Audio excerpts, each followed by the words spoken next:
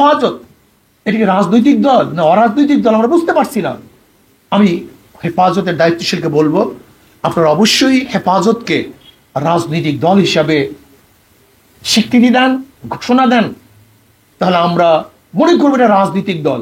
আমাদের সমস্যা এটা সমস্যা। আমি অরাজনৈতিক দল যদি প্রোগ্রাম দিই রাজনীতিক, সমস্যা হয়। এর জন্য আমি আমার শ্রদ্ধাভাজন সেরে তাজ ওলামায়ে কেরামকে বলবো, যে যে কাজ করব স্পষ্ট বলবো আমি এই কাজ করতে চাই, এইটা আমার এই কাজ। যদি এইভাবে আমরা স্পষ্টভাবে কাজ করতে পারি এবং সমাজকে গড়ার জন্য সবাই ঝাঁপিয়ে পড়তে পারি, তাহলে ইনশাআল্লাহ সমাজকে গড়তে পারবো। অন্যতম ভূমিকা পালনকারী অগ্রসেনানী, যিনি তার নিজের জীবনের ঝুঁকি নিয়ে সর্বোচ্চ পরিমাণ ত্যাগ করে এই আন্দোলনে অবদান রেখেছেন, ভূমিকা রেখেছেন। আমরা অনুরোধ জানাবো ইসলামী আন্দোলন বাংলাদেশের সিনিয়র নায়েবে আমির হযরত মাওলানা মুফতি সৈয়দ মোহাম্মদ ফয়জুল করিম হাফিজাহুল্লাহকে মতবিনিময় সভায় আলোচনা পেশ করার জন্য। নাহমাদু ওয়া নুসাল্লি আলা রাসূলিল কারীম, আম্মা বাদ।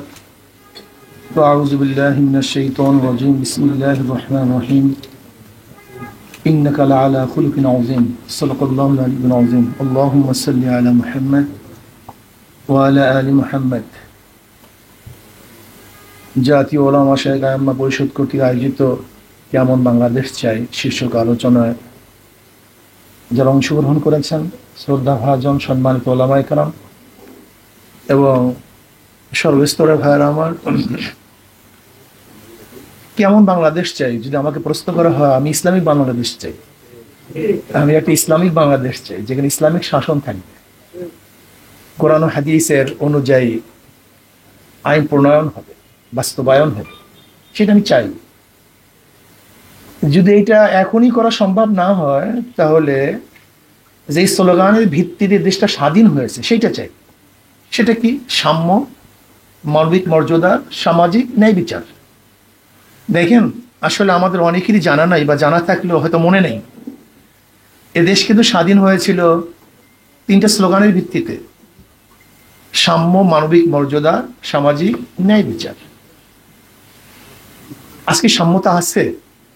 সাম্যতা নেই, কোনো জায়গায় সাম্যতা নেই। যে ক্ষমতায় থাকবে চাকরি তার, যে ক্ষমতায় থাকবে না তার চাকরি নেই। যে ক্ষমতায় থাকবে তার তো খাদ্যের কোনো অভাব নেই। যে ক্ষমতায় থাকবে না ধুকে ধুকে মরতে হবে।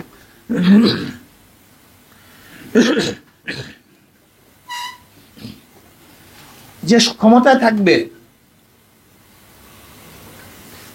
তার পিয়ন তো 400 কোটি টাকার মালিক হবে। আর যে ক্ষমতায় থাকবে না তাকে রাস্তায় ধুকে ধুকে মরতে হবে। এর নাম কি সাম্যতা? এটা আমরা চাই না, আমরা সাম্যতা চাই। সাম্য, সবাই সমান। বাংলাদেশের নাগরিক বলতে সবার অধিকার সমান, সবার অধিকার সমান।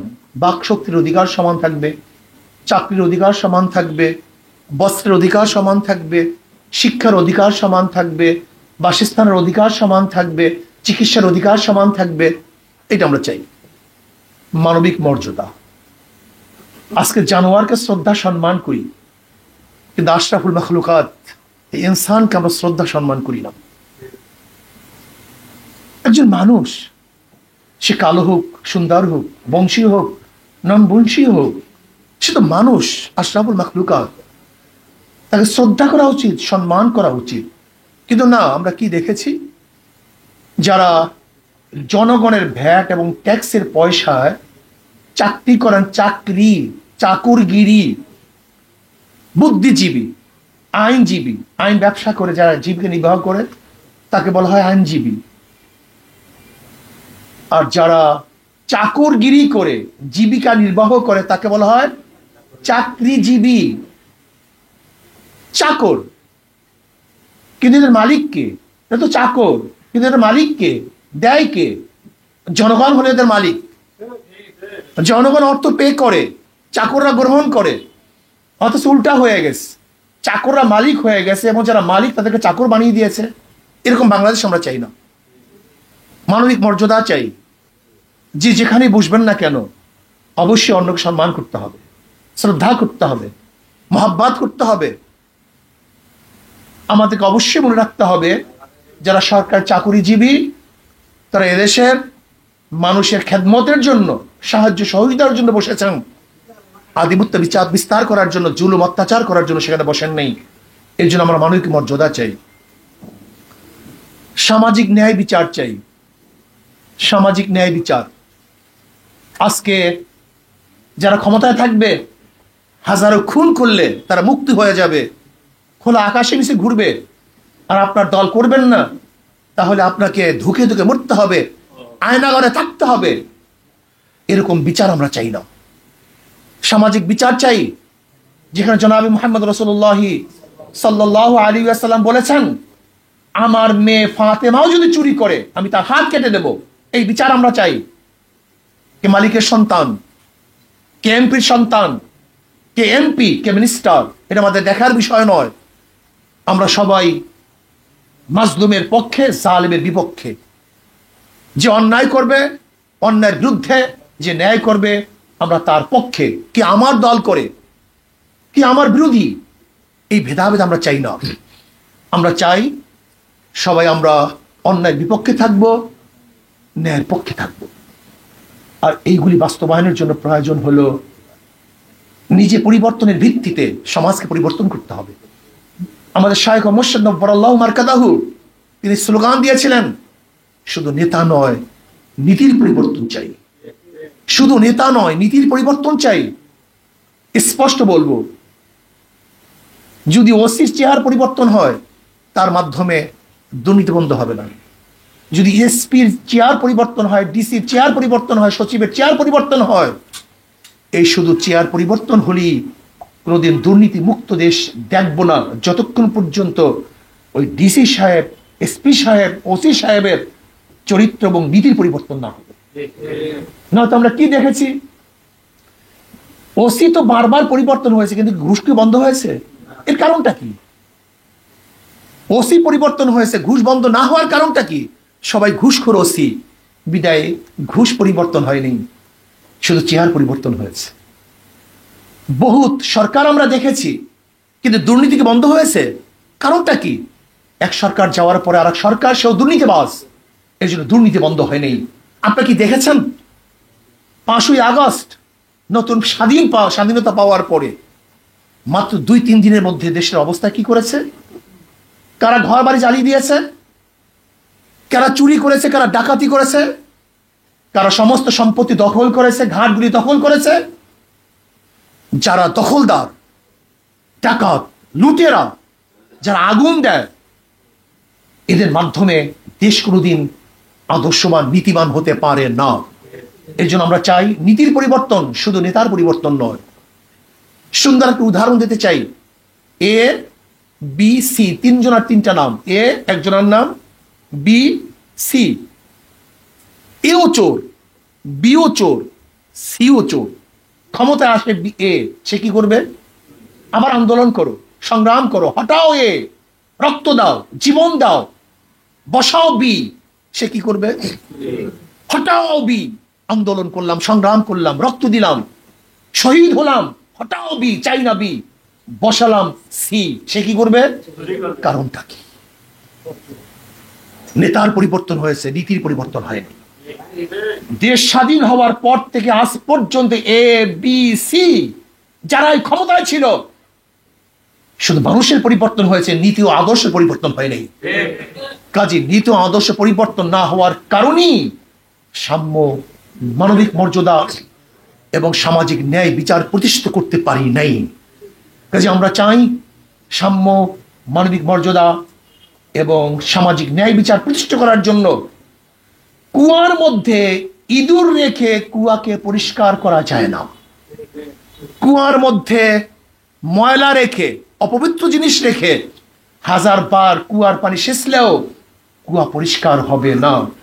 এখন সবচেয়ে মনে রাখতে হবে, বাংলাদেশের সংবিধানের মধ্যে হলো ময়লা, সংবিধানের মধ্যে আবর্জনা। এই সংবিধান পরিবর্তন করার আগ পর্যন্ত কোনোদিন নীতি ও আদর্শ পরিবর্তন হবে না। এই জন্য আসুন আমরা সাম্য, মানবিক মর্যাদা এবং সামাজিক ন্যায় বিচার একটা আদর্শবান রাষ্ট্র চাই। এই জন্য নিজেকে করতে হবে, নিজেকে পরিবর্তন করতে হবে। আর শ্রদ্ধাভাজন ওলামায়ে কেরাম গিয়ে বলবো, শ্রদ্ধাভাজন ওলামায়ে কেরাম,